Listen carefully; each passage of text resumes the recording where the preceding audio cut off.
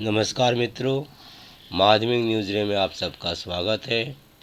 आज हम इस यूट्यूब वीडियो में class 12 West Bengal council of higher secondary education के तहत सूर्यकांत त्रिपाठी निराला जी की कविता संध्या सुंदरी के बारे में जानेंगे, पाठ करेंगे।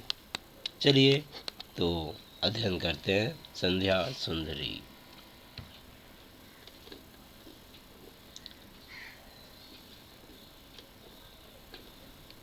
पहले हम देखते हैं।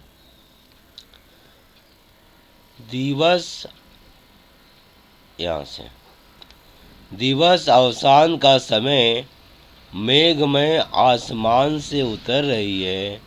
वह संध्या सुंदरी परे सी धीरे धीरे धीरे।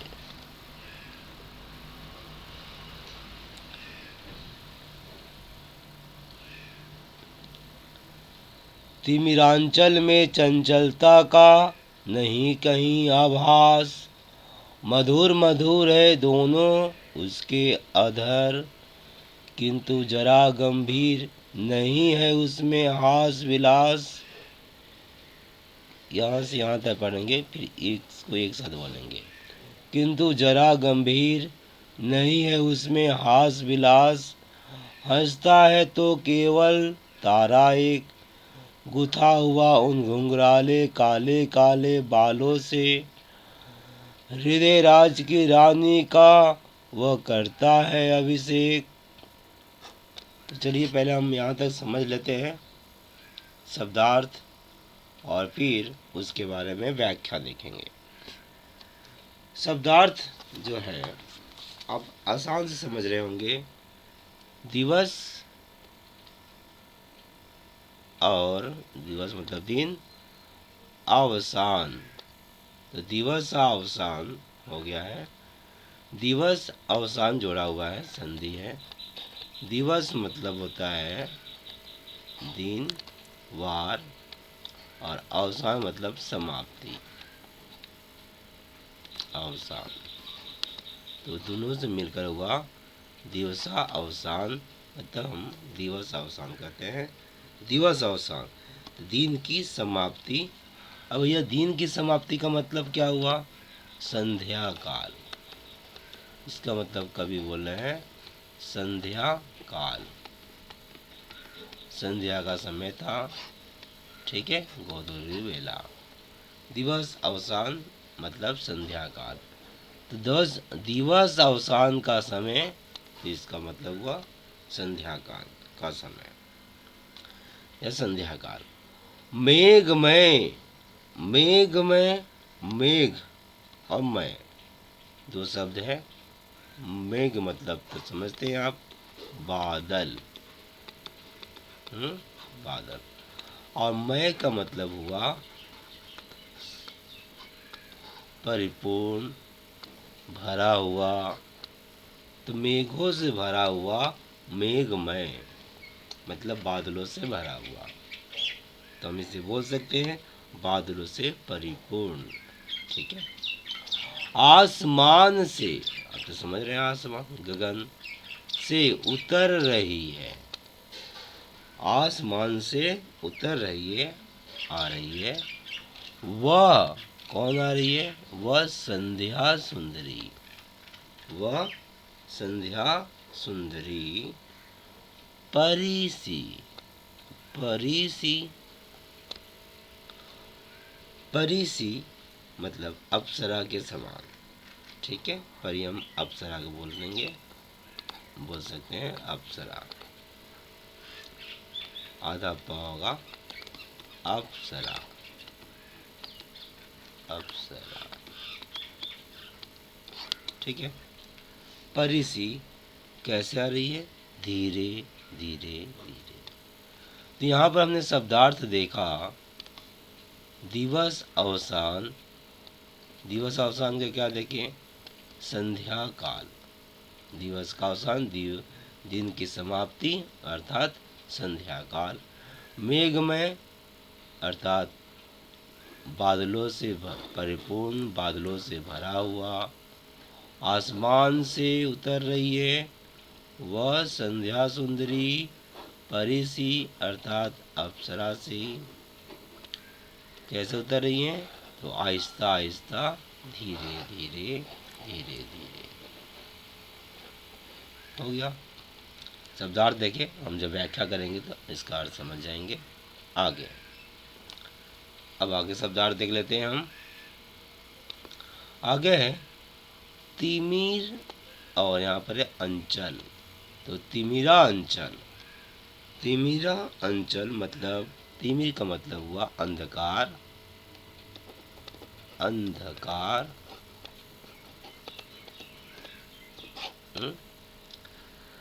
और देखिए तिमिर, तिमिर मन अंधकार हुआ।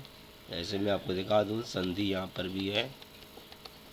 तिमिर मतलब अंधकार, रात्रि। और एक है यहाँ पर, अब हटा दे तो आंचल मिलेगा आपको, आंचल। तो आंचल मतलब समझ रहे हैं, तिमिर का आंचल, तिमिरा अंचल मतलब अंधकार रूपी आंचल। ये आंचल जो है साड़ी, सब साड़ी में रहता है, साड़ी सब जो माँ पहनती हैं, तो जो साड़ी है ना, साड़ी का आंचल। तो यहाँ पर बोला है तिमिरा आंचल मतलब अंधकार रूपी आंचल। ठीक है, ये अंधकार को आंचल से तुलना किया गया है। तिमिरा अंचल में चंचलता का, चंचलता का नहीं कहीं आभास, कोई आभास नहीं, कोई संभावना नहीं, कोई आपका एहसास नहीं हो रहा है कि कहीं भी चंचलता है, कहीं भी कुछ हो रहा है, ऐसा नहीं। तो क्या है? मधुर मधुर है दोनों उसके अधर, अधर। मधुर मधुर है दोनों उसके अधर। यहाँ अधर का मतलब हुआ ओंठ।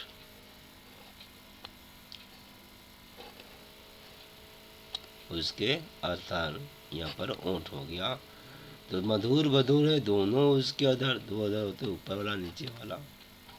किंतु जरा गंभीर, गंभीर है, नहीं है उसमें हास विलास, हास विलास नहीं है। तो हंसता है तो केवल तारा एक, गुथा हुआ उन घुंघराले काले काले बालों से। हृदय राज की रानी का वह करता है अभिषेक, अभिषेक मतलब राज तिलक, राज तिलक। अब हम इसकी व्याख्या की तरफ बढ़ते हैं। तो बाकी का जो कुछ छोटे छोटे शब्दार्थ का मतलब आपको समझना है, अगर नहीं समझाओगे तो सब समझ में आ जाएगा और बात साफ हो जाएगा। तो आते हैं हम व्याख्या की तरफ। दिवस अवसान का समय, मेघमय आसमान से उतर रही है वह संध्या सुंदरी धीरे धीरे धीरे। यहाँ पर एक बात समझ लें कि कवि का नाम तो निराला जी हैं, उन्होंने संध्या का मानवीकरण किया है। संध्या को एक मनुष्य के रूप में प्रस्तुत किया है, तो हम मानवीकरण बोलते हैं, मानवीकरण। संध्या का मानवीकरण किया है, इसको पर्सनिफिकेशन कहते हैं हम इंग्लिश में। संध्या को मनुष्य के रूप में प्रस्तुत किया है, तो संध्या का मानवीकरण किया है। ठीक है, संध्या को यहाँ पर मानवीकरण किए हैं। और किस रूप में किए हैं? तो एक सुंदरी के रूप में किए हैं, सुंदरी के रूप में किए हैं मानवीकरण। आते हैं अब हम दिवस अवसान का समय, मतलब दिन का समापन हो रहा है, दिन का समापन हो रहा है। देखिए कैसे मानवीकरण किया जा रहा है, कैसे इसे एक मनुष्य के रूप में प्रस्तुत किया जा रहा है संध्या को। तो दिवस अवसान का समय अर्थात दिन का समापन हो रहा है। मेघमय आसमान से उतर रही है। आकाश बादलों से घिरा हुआ है। मेघमय आसमान अर्थात आकाश बादलों से घिरा हुआ है। पृथ्वी पर धीरे धीरे संध्या रूपी सुंदरी का अवतरण हो रहा है, उतर रही है। वह संध्या सुंदरी परी सी धीरे धीरे, ऐसा लगता है मानो बादलों से भरी आकाश से वह संध्या सुंदरी एक अप्सरा के समान धीरे धीरे शांत भाव से पृथ्वी पर उतरती आ रही है। बिंब बना, चित्र बना, आगे आते हैं। तिमिरा अंचल में चंचलता का नहीं कहीं आभास, मधुर मधुरे दोनों उसके अधर, किंतु जरा गंभीर नहीं है उसमें हास विलास। हंसता है तो केवल तारा एक, गुथा हुआ उन घुंघराले काले काले बालों से। हृदय राज की रानी का वह करता है अभिषेक। उसकी अंधकार रूपी आंचल में कहीं भी चंचलता नहीं है। उसके अंधकार रूपी आंचल में कहीं भी क्या नहीं है, चंचलता नहीं है। अर्थात संध्या के आगमन के साथ ही पृथ्वी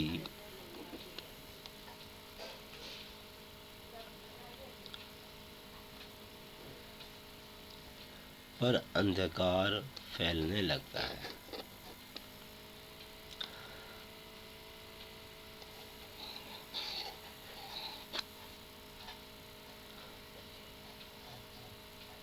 ठीक है, चारों ओर शांति छा गई है।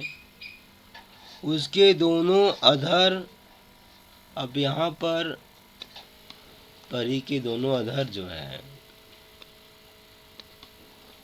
इसको हटा दें। अधर तो हम समझ गए ओठ, पर यहाँ अधर किसके आपका संबोधित किए हैं कभी। यहाँ पर जो अधर है ये समझ लेना है। दोनों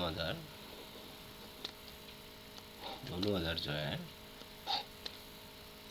एक तो पृथ्वी को बोला गया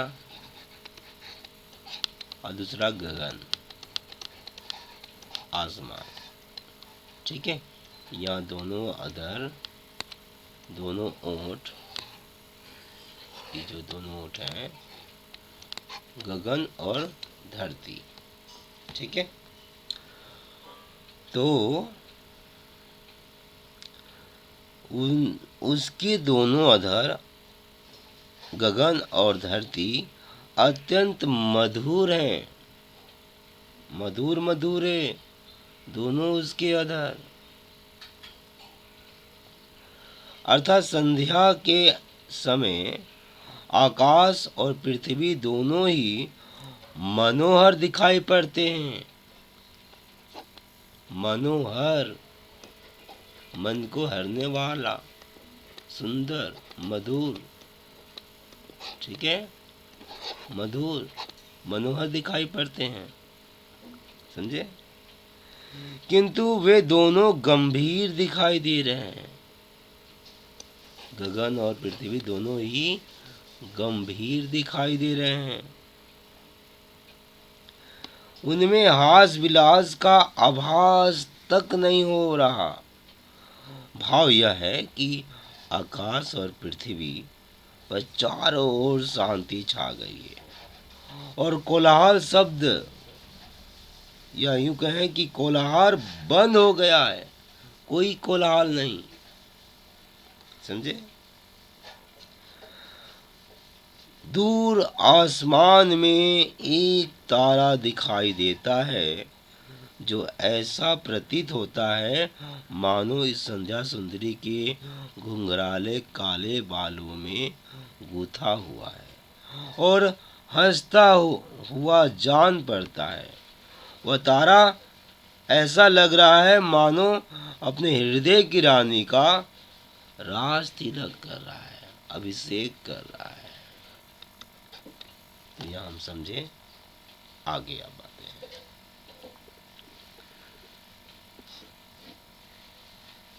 यहाँ हम शब्दार्थ देखेंगे, फिर हम व्याख्या की तरफ बढ़ेंगे। पहले पाठ कर लेते हैं। हमने जो भी किया उसके बाद पाठ कर ले, फिर आगे बढ़ते हैं।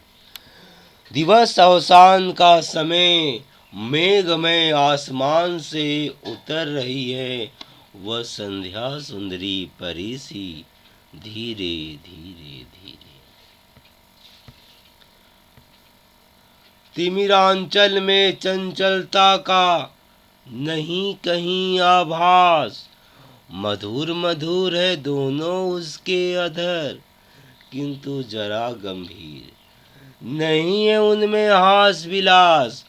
हंसता है तो केवल तारा एक, गुथा हुआ उन घुंघराले काले काले बालों से। हृदय राज की रानी का वह करता है अभिषेक। अब हम आगे बढ़ते हैं। अलसता की शीलता किंतु कोमलता की वह कली। अलसता की शीलता किंतु कोमलता की वह कली। सखी निर्वता के कंधे पर डाले बाह, छासी अंबर पथ से चली। नहीं बजती उसके हाथों में कोई वीणा, नहीं बजती उसके हाथों में कोई वीणा।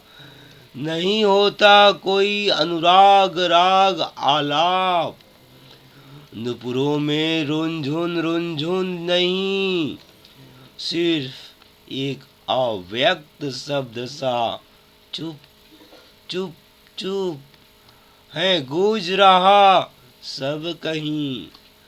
व्योमंडल में जगती तल में सोती सांद सरोवर पर उस अमल कमलिनी दल में। सौंदर्य गर्भिता सरिता के अति विस्तृत वक्ष स्थल में धीर वीर गंभीर शिखर पर हिमगिरी अटल अचल में। उत्ताल तरंगाघात प्रलय घन गर्जन जलधि प्रबल में। क्षिति में जल में नभ में अनिल अनल में। सिर्फ एक अव्यक्त शब्द सा चुप चुप चुप है गूंज रहा सब कहीं। और क्या है, कुछ नहीं।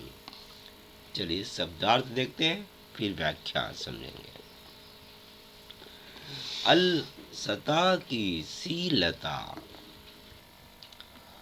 अलसता की शीलता, यहाँ अलसता मतलब आलस्य, ठीक है। की लता किंतु कोमलता की वह कली। सखी निर्वता, सखी मतलब सहेली, निर्वता, निर्वता अर्थात शांति। निर्वता हम शांति को बोल सकते हैं, मतलब निशब्द आवाज नहीं। सखी निर्वता के कंधे पर डाले बाँ, छासी अंबर पथ से चली। अंबर पथ यानी कि गगन का रास्ता, आकाश मार्ग बोल सकते हैं हम। नहीं बजती उसके हाथों में कोई वीणा। नहीं होता कोई अनुराग राग आलाप। अनुराग राग आलाप, अर्थात प्रेम के गीत की स्वर लहरी, प्रेम के गीत की स्वर लहरी, अनुराग राग आलाप। अव्यक्त आलाप, नुपुरों में, नुपुरों मतलब घुंघरू पैर में पहनते हैं ना, नुपुरों में भी रुंझुन रुंझुन नहीं, सिर्फ एक अव्यक्त शब्द सा, अव्यक्त, अव्यक्त अर्थात अप्रकट, दिखाई नहीं दे रहा है, अप्रकट, प्रकट नहीं हो रहा है, अप्रकट शब्द मतलब सिर्फ एक अव्यक्त शब्द सा, चुप चुप चुप है गूंज रहा सब कहीं। आगे देखते हैं कहाँ कहाँ गूंज रहा है। व्योम मंडल में, व्योम अर्थात आकाश, गगन, आसमान, व्योम मंडल, ठीक है। मंडल मतलब समूह होता है, वायु के समूह को व्योम मंडल अर्थात आसमान में। आकाश में जगती तल, जगती तल मतलब धरती, पृथ्वी, ठीक है। जगती तल में सोती शांत सरोवर पर, सोती शांत सरोवर पर, उस अमल कमलिनी दल में, सरोवर मतलब यहाँ हो गया तालाब, उस अमल मतलब मल रहित, कमलिनी मतलब कमल, दल में कमल के फूल में, सौंदर्य गर्भिता सरिता के अति विस्तृत वक्षः स्थल में, सरिता अर्थात नदी, ठीक है। विस्तृत वक्षः स्थल में मतलब नदी के ऊपर, इसको वक्षः स्थल बोला है, गया है। धीर वीर गंभीर शिखर पर अर्थात पर्वत के चोटी, शिखर, हिमगिरी अटल अचल में, हिमगिरी मतलब पर्वत, अटल अचल में, जो अटल होता है पर्वत, अचल होता है, हवा के झोंके से उड़कर दूसरी जगह नहीं चला जाता। उत्ताल तरंगाघात प्रलय घन गर्जन जलधि प्रबल में, तो यहाँ पर हम समझे उत्ताल, उत्ताल ये समझ गए, धीर वीर गंभीर शिखर पर, हिमगिरी अटल अचल में, समझे हम। तो भैया ये जो है हिमगिरी मतलब यहाँ पर हिमालय पर्वत को बोला गया है हिमगिरी, गिरी पर्वत, हिम मने हिमालय, हिम मने आपका समझ रहे हैं बर्फ, गिरी में पर्वत, तो हिमालय को हिमगिरी बोला गया है, ठीक है, हिमालय, ठीक है। अटल तब समझ रहे हैं अधिक, अचल में, उत्ताल, उत्ताल ऊंची, उत्ताल मतलब ऊंची, तरंगाघात, तरंगाघात मतलब कि आघात, तरंगों का आघात, तरंग चोट करता रहता है ना किनारे पर तरंग, तो तरंगाघात मतलब कि तरंगों का टकराना किनारे से, ठीक है, ऊंचे तरंगों का टकराना।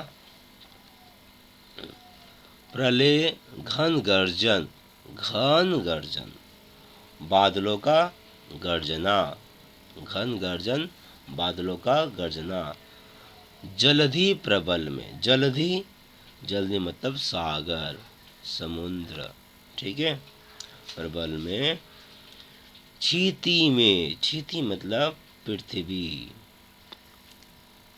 यहाँ पर हम क्षिति का मतलब पृथ्वी और जो आसमान है, जैसे कि अब दूर समुद्र में देखते हैं तो क्या होता है, ऐसा लगता है, या खेत में देखेंगे तो धरती और आसमान आपको मिलता हुआ दिखाई देगा एक जगह पर, उस जगह को हम बोलते हैं क्षितिज, ठीक है, जहाँ धरती आसमान मिलता है। क्षिति में, क्षितिज में, जल में, नभ में, नभ मतलब आसमान में, अनिल में, अनल में। अनिल और अनल, अनिल का मतलब होता है वायु, वायु में, ठीक है। अनल मतलब हुआ आपका अग्नि, आग, आग में। सिर्फ एक अव्यक्त शब्द सा, एक अप्रकट शब्द सा, चुप चुप चुप है गूंज रहा सब कहीं, और क्या है, कुछ नहीं। तो मित्रों, शब्दार्थ हमने देख लिया, अब हम व्याख्या की तरफ बढ़ते हैं। तो पहले सबको हम हटा दें, डिलीट कर दें, साफ साफ हो जाए, दिखाई दे। फिर से एक बार शुरू से पाठ करें वहाँ तक, उसके बाद हम उसकी व्याख्या करेंगे। दिवस अवसान का समय, मेघमय आसमान से उतर रही है वह संध्या सुंदरी परी सी, धीरे धीरे धीरे। तिमिरांचल में चंचलता का नहीं कहीं आभास, मधुर मधुर है दोनों उसके अधर, किंतु जरा गंभीर नहीं है उनमें हास विलास। हंसता है तो केवल तारा एक, गुथा हुआ उन घुंघराले काले काले बालों से, हृदय राज की रानी का वह करता है अभिषेक।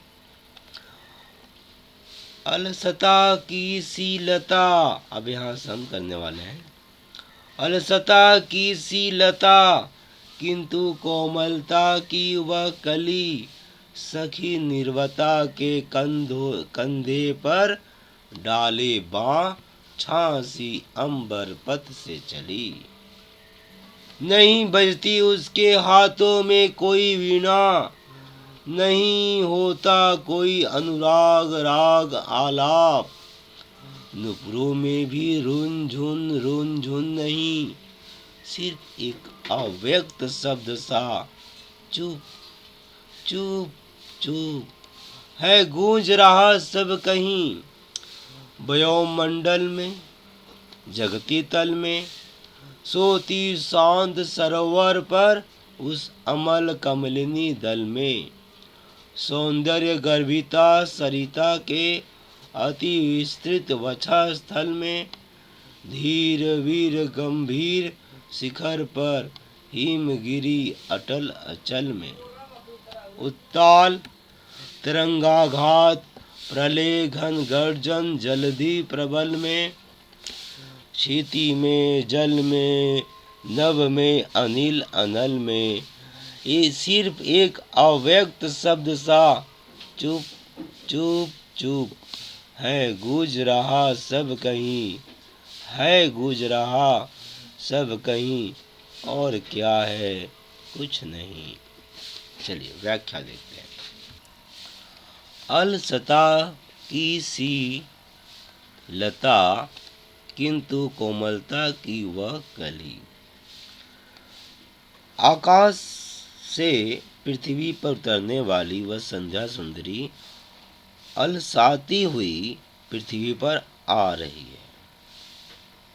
यहाँ पर लता, आप समझ रहे हैं, जो ऐसा पेड़ जो किसी के सहारे लता, जैसे कि कोहड़ा, कोई लौकी का पेड़।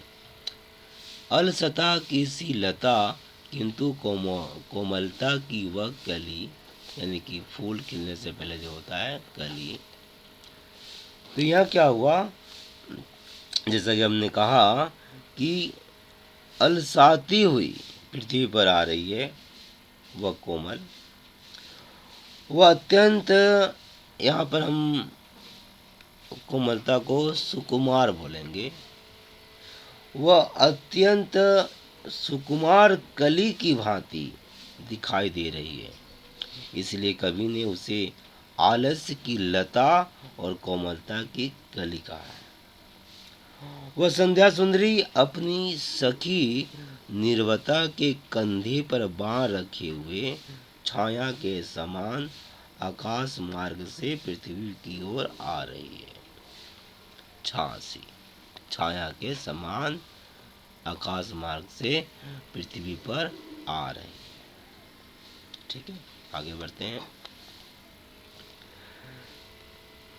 भाव यह है कि चारों ओर नीरवता छा गई है और संध्या का झुटपुट अंधेरे या अंधेरा भी चारों तरफ छाता जा रहा है। यहाँ से जो भाव था हमने देखा करने का। अब आगे बढ़ रहे हैं। वह संध्या सुंदरी एक अप्सरा के समान आकाश मार्ग से पृथ्वी पर उतर रही है, यद्यपि उसके हाथों में कोई वीणा नहीं है, जिसमें से प्रेम गीत का आलाप भी नहीं फूट रहा है, तथा उसके पैरों में घुंघरू भी नहीं है जो रुन झुन की आवाज कर रहे हों, किंतु चारों ओर एक अव्यक्त शब्द चुप चुप चुप गूंज रहा है। तो हम समझे, यानी कि यहाँ का भाव क्या है? भाव यह है कि संध्या सुंदरी सर्वत्र सब जगह एक शांतिपूर्ण मौन भाव उत्पन्न कर देती है, जैसे उसने सबको शांत रहने का संदेश दे दिया हो। ठीक है, यही भाव है। आते हैं आगे। वायुमंडल में जगती तल में सोती शांत सरोवर पर, तो हम तो पढ़ लिए। आगे बढ़ते हैं। देखिए मैं दिखा रहा हूँ। तो यहाँ पर जब हमने देखा मौन भाव, वह मौन भाव, यह निर्वता सर्वत्र छा गई है। आकाश में भी संध्या के समय यही निर्वता है, पृथ्वी तल पर यही शांति छाई हुई है। सरोवर में खिले हुए कमलों के समूह भी शांत है, वहां भी भ्रमरों की गुंजार नहीं हो रही। इसी प्रकार बहती हुई नदी के विशाल वक्ष पर शांति छा गई है और अटल हिमालय पर्वत के शिखरों पर भी निर्वता व्याप्त हो गई है, छा गई है। यही नहीं, जो सागर अभी कुछ देर पहले प्रलय कालीन बादलों के समान अपनी ऊंची ऊंची लहरों के आघात से भयानक गर्जना कर रहा था, वह भी संध्या समय शांत हो गया है। इन निर्वता को देखकर ऐसा लगता है मानो धरती पर, जल में, आकाश में, वायु में, अग्नि में, सब जगह मौन गुंजायमान हो रहा है। इस नीरव मौन के अतिरिक्त कहीं और कुछ भी नहीं है। हम समझे। अब हम आगे बढ़ेंगे और शब्दार्थ भी देखेंगे। तो पहले पढ़ लेते हैं। तो मैं शुरू से फिर से पढ़ूंगा, और ये आखिरी पंक्ति है, यहाँ तक ही है। परिमल से लिया गया है ये कविता। चलिए एक बार फिर से पढ़ते हैं, उसके बाद फिर देखेंगे। दिवस अवसान का समय मेघमय आसमान से उतर रही है, वह संध्या सुंदरी परिसी धीरे धीरे धीरे। तिमिरांचल में चंचलता का नहीं कहीं आभास, मधुर मधुर है दोनों उसके अधर, किंतु जरा गंभीर नहीं है उनमें हास विलास। हंसता है तो केवल ताराए, गुथा हुआ उन घुंघराले काले काले बालों से। हृदय राज की रानी का वह करता है अभिषेक। अलसता की सी लता, किंतु कोमलता की वह कली। सखी निर्वता के कंधे पर डाले बाँ, छासी अंबर पथ से चली। नहीं बजती उसके हाथों में कोई वीणा, नहीं होता कोई अनुराग राग आलाप, नुपुरों में भी रुंझुन नहीं, सिर्फ एक अव्यक्त शब्द सा चुप चुप चुप है गूंज रहा सब कहीं। व्योमंडल में जगती तल में सोती शांत सरोवर पर, उस अमल कमलिनी दल में सौंदर्य गर्भिता सरिता के अति विस्तृत वक्ष स्थल में, धीर वीर गंभीर शिखर पर हिमगिरी अटल अचल में, उत्ताल तरंगाघात प्रलय घन गर्जन जलधि प्रबल में, क्षिति में जल में नभ में अनिल अनल में, सिर्फ एक अव्यक्त शब्द सा चुप चुप चुप है गूंज रहा सब कहीं। और क्या है, कुछ नहीं। अब आगे यहाँ तक हो गया था, पढ़ लो, उसके बाद शब्दार्थ फिर व्याख्या। मदिरा की वह नदी बहाती आती, मदिरा की वह नदी बहाती आती, थके हुए जीवों को वह सस्नेह प्याला एक पिलाती, सुलाती उन्हें अंक पर अपने, दिखलाती फिर विस्मृति के वह अनगिनत अगणित मीठे सपने, दिखलाती फिर विस्मृति के वह अगणित मीठे सपने, अर्धरात्रि की निश्चलता में हो जाती जब लीन, कभी का बढ़ जाता अनुराग, विरहाकुल कमनीय कंठ से आप निकल पड़ता, तब एक विहाग, तब एक विहाग परिमल से लिया गया है। तो चलिए अब शब्दार्थ देखते हैं। मदिरा, शराब, शराब जिसे दारू भी बोलते हैं हम, मदिरा की वह नदी बहाती आती, थके हुए जीवों को वह सस्नेह, सहित, स्नेह सहित अर्थात प्रेम पूर्ण, प्रेम पूर्वक, ठीक है, स्नेह पूर्वक। मित्रों ऐसा है कि जब बड़े छोटों से प्रेम करते हैं तो उसे स्नेह बोला जाता है, ठीक है। तो स्नेह पूर्वक या स्नेह पूर्ण, सस्नेह, स्नेह के साथ। प्याला एक पिलाती, प्याला, प्याला तो समझ रहे हैं, कप, जिसको हिंदी में इंग्लिश में बोलते हैं हम लोग, अभी कप बोलते हैं। प्याला एक पिलाती, सुलाती उन्हें अंक पर अपने, अंक, यहाँ पर अंक मतलब गिनती का भी एक दो जानते हैं हम, एक दो को अंक बोलते हैं, पर यहाँ अंक मतलब हुआ गोद, ठीक है। सुलाती उन्हें अंक पर अपने, दिखलाती फिर विस्मृति के वह अगणित मीठे सपने, विस्मृति के भूलने के, विस्मरण के भूलना गए, ठीक है।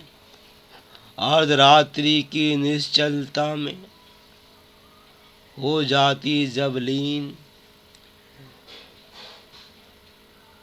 कभी का बढ़ जाता अनुराग, विरहाकुल कमनीय कंठ से, विरहाकुल, विरहाकुल मतलब विरह से व्याकुल, किसी से हम जुदा होते हैं, अलग होते हैं, तो जो आकुलता आता है, अलग होना, विरह माने अलग होने में जो दर्द होता है, कसक होती है, और विरहाकुल है। कमनीय कंठ से, कमनीय मतलब सुंदर, विरहाकुल कमनीय कंठ से आप निकल पड़ता, तब एक विहाग, विहाग यहाँ पर समझ लें कि अर्धरात्रि में गाया जाने वाला राग है, अर्धरात्रि में गाया जाने वाले राग को हम विहाग कहते हैं। तो ये हो गया आपका परिमल से लिया गया है। तो अब हम व्याख्या की तरफ बढ़ते हैं। तो इसको हटा दें पहले।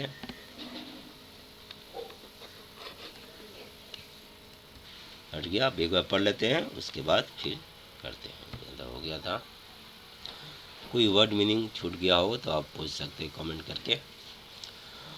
मदिरा की वह नदी बहाती आती, थके हुए जीवों को वह सस्नेह प्याला एक पिलाती, सुलाती उन्हें अंक पर अपने, दिखलाती फिर भी स्मृति के वह अगणित मीठे सपने। अर्धरात्रि की निश्चलता में हो जाती जब लीन, मतलब कि गायब, विलीन। कवि का बढ़ जाता अनुराग, विरह कुल कमनीय कंठ से आप निकल पड़ता एक विहाग। परिवार से चलिए व्याख्या की तरफ बढ़ते हैं। मदिरा की वह नदी बहाती आती, थके हुए जीवों को वह स्नेह प्याला एक पिलाती। आगे हैं, पढ़ लिए हैं हम लोग, आगे बढ़ते हैं। मतलब कि यहाँ पर ऐसा लगता है जैसे संध्या सुंदरी ने मदिरा की एक नदी ही प्रभावित कर दी है, बहा दी है। ठीक है। बड़े प्रेम से वह प्रत्येक प्राणी को मस्ती से भरा एक प्याला पिलाती है, जिससे समस्त प्राणी चेतना शून्य होकर उसकी गोद में सो जाते हैं। सोते समय वह विस्मृत बातों के मीठे स्वप्न देखते हैं। ठीक है। जब अर्धरात्रि मतलब 12 बजे, लगभग अर्धरात्रि 12 बजे, तो जब अर्धरात्रि को सर्वत्र निर्भरता छाई होती है, सब जगह शांति छाया होता है, तब कवि के हृदय में प्रेम का भाव जागृत होता है। क्या जागृत होता है?